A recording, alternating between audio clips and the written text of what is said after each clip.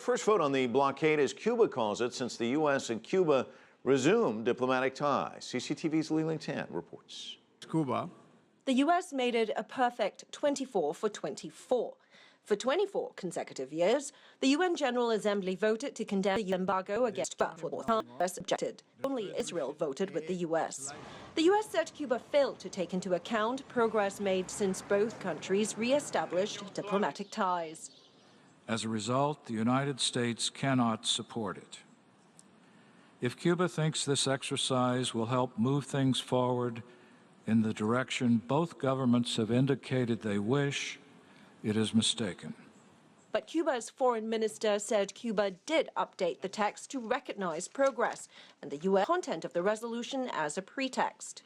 But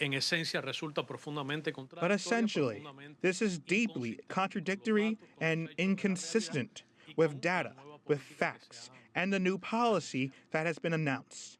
191 nations voting in favor of the Cuba-led resolution underscores the increasing support Havana has from the international community and also highlights how the U.S. appears isolated from the rest of the world on this issue.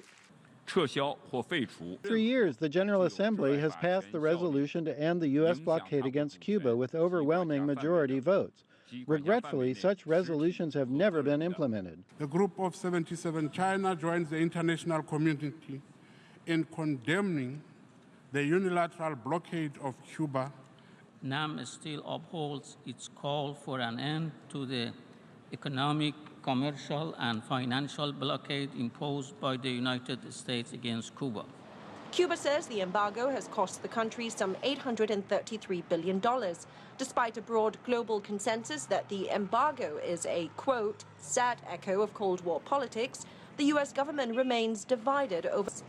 The U.S. objection sends mixed signals to the rest of the world. Having restored diplomatic ties with Cuba, the U.S. objection appears to signal ambivalence about Cuba and may reflect the influence of domestic U.S. politics on the issue.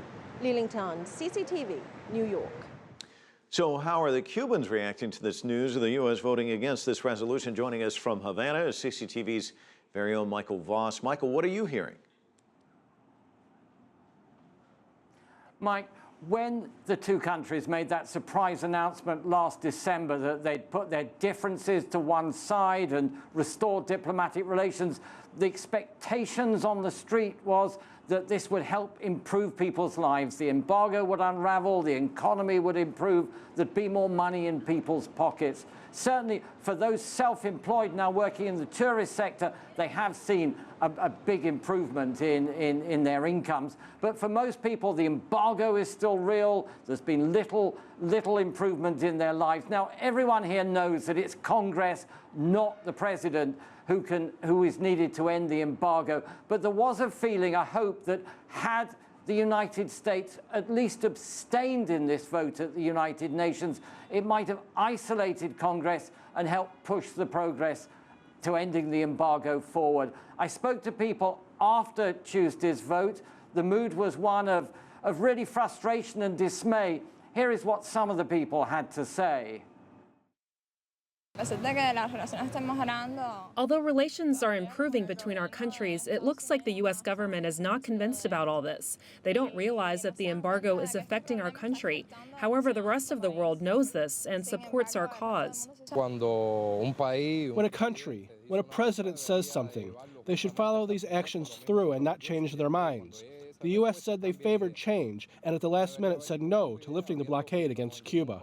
If the government of the United States has been positive about re-establishing relations with Cuba, they should, like the rest of the world, take a positive stance on ending the embargo, which has had such a negative effect on our country.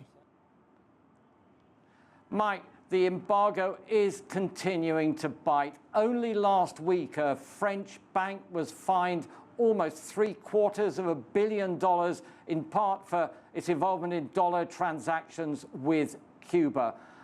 So, I mean, I think people here, really, it is a big frustration that there's been no progress towards ending the overall embargo, even if President Obama has lifted some of these sanctions and eased some of the restrictions. Yeah, and Obama, I remember at the UNGA saying it should be lifted, and there was a lot of speculation that perhaps the U.S. might abstain. So from the government's point of view, is this likely to impact future progress and cooperation, do you think? I don't think anyone here is expecting this U.S. vote at the United Nations to derail the détente that is going on. It complicates things. Cuba is still pushing hard. It has its demands to end the embargo, give the Guantanamo naval base back, to end these propaganda broadcasts from being beamed here from Florida. But at the same time, the two sides are making progress, quietly working together on areas of common interest. They're making progress towards having direct airline flights, scheduled flights, rather than charter flights, making progress on having mail come directly here rather than through third countries. They're cooperating on counter-narcotics, on marine safety, and on the environment. So in certain areas there is progress, but as long as the embargo is in place, the Cubans are insistent they cannot have normal relations with the United States. Michael Voss, live for us in Havana. Thank you.